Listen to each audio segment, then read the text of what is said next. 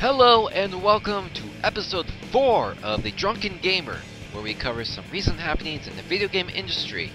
A good show for you today, got a couple of interesting topics to go over, and as always, I got my liquor on hand. Nothing really special today, just some Jack and Coke. Now, I really strongly encourage everyone to get to know Jack. Great guy, always listens to your problems, doesn't question who you are. Really, he's just a friend with everyone. Cheers. Here we go. Alright, let's get to this.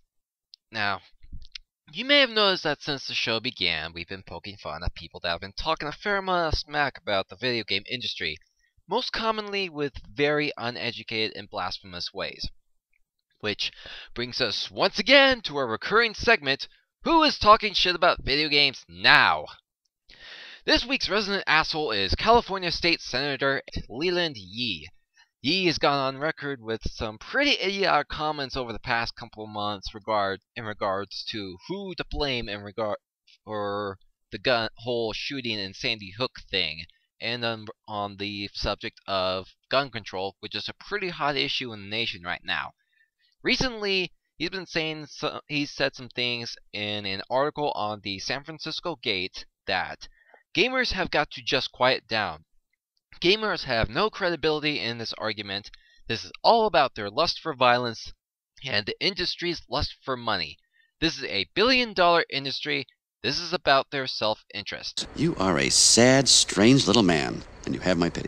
And drinking game time! I'm gonna need to be seriously looking up for this one. Okay, Yee, whatever the fuck your name is, I don't even care. First of all, you're telling us to quiet down? Well, we have just as much of that whole freedom of speech thing as you do, Jack. So, telling gamers to quiet down isn't going to accomplish anything, considering how we're very vocal about stupid people talking shit about things that they don't know about, especially if it comes to video games. Now, secondly, you're supposed to be a fucking child psychologist. Aren't you supposed to, research this stuff before you say something incredibly stupid?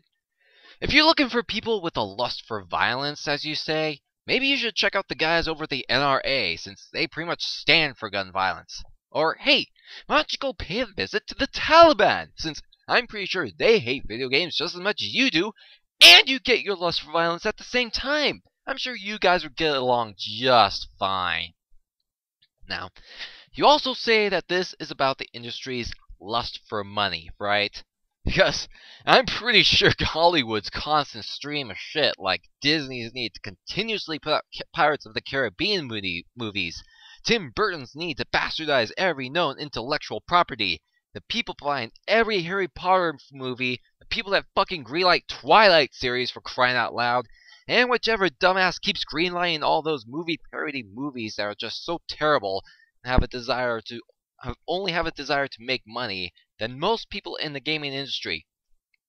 And this is in comparison to companies like Activision, who insist on pumping out the same Call of Duty game every year, EA, who pumps out the same sports games every year, and Capcom, who pretty much disregard any franchise that doesn't make them the millions of dollars like Street Fighter does. Now, for those who may not remember, Yee's also the same asshole that introduced a bill in California that pretty much made it illegal to sell violent games to minors, which was struck down by the Supreme Court in the same 2011 decision that officially gave video games the First Amendment rights. Now, with all this in mind, I just have one question to ask Mr. Yee. Please show us on the doll where the big bad video game industry touched you at. Look, serious business here. Everyone is looking to find something to blame with this whole gun controversy thing. And all the while, more people are dying to gun violence. This isn't the time to be looking for scapegoats. What we need right now is fucking knowledge. We need to know where these crackpots are coming from. We need to know how they're getting their hands on these dangerous weapons. And we especially need to know why people aren't taking more notice that these guys are very greatly disturbed and need to be put somewhere that they can't cause harm to others.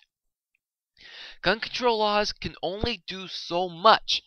No matter how strict they are, some whack job will find some way to get his hands on a fucking gun. Especially if it's an automatic that he can use to gun down an entire fucking theater.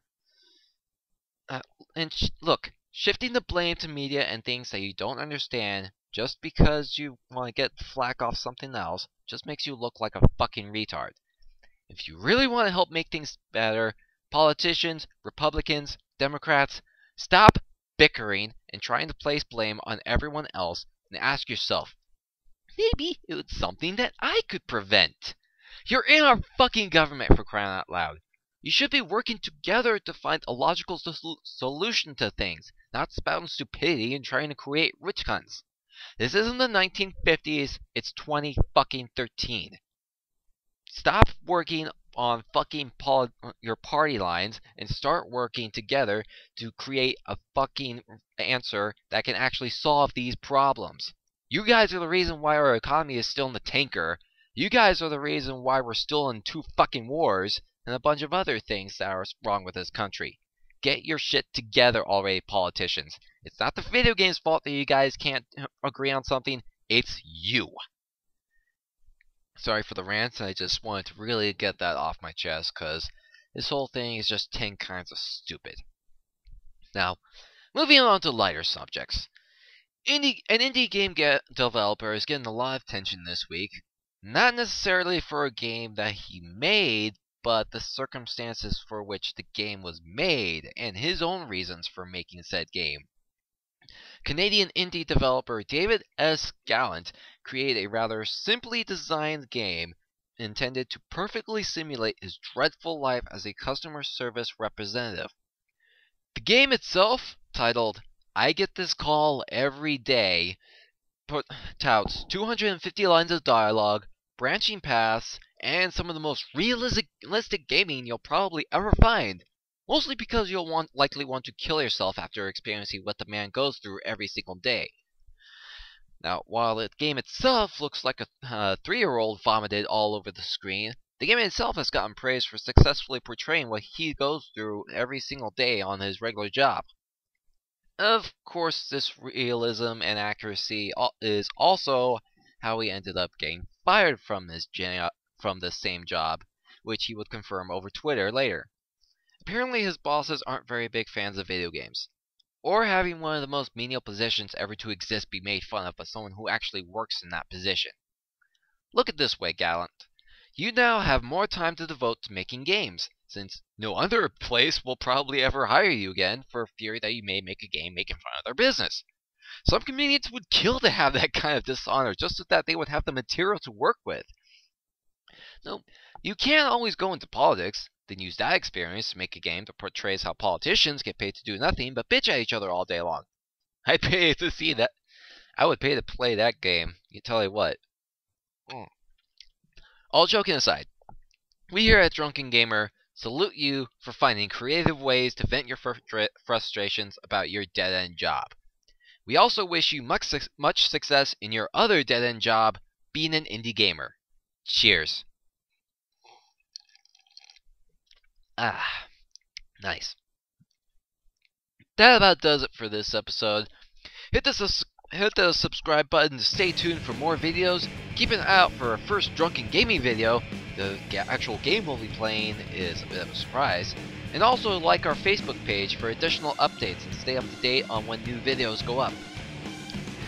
That about does it for this week's episode. A bit of a short one today, not a whole lot going on, but we hope you stick around for more. I'll see you guys next time.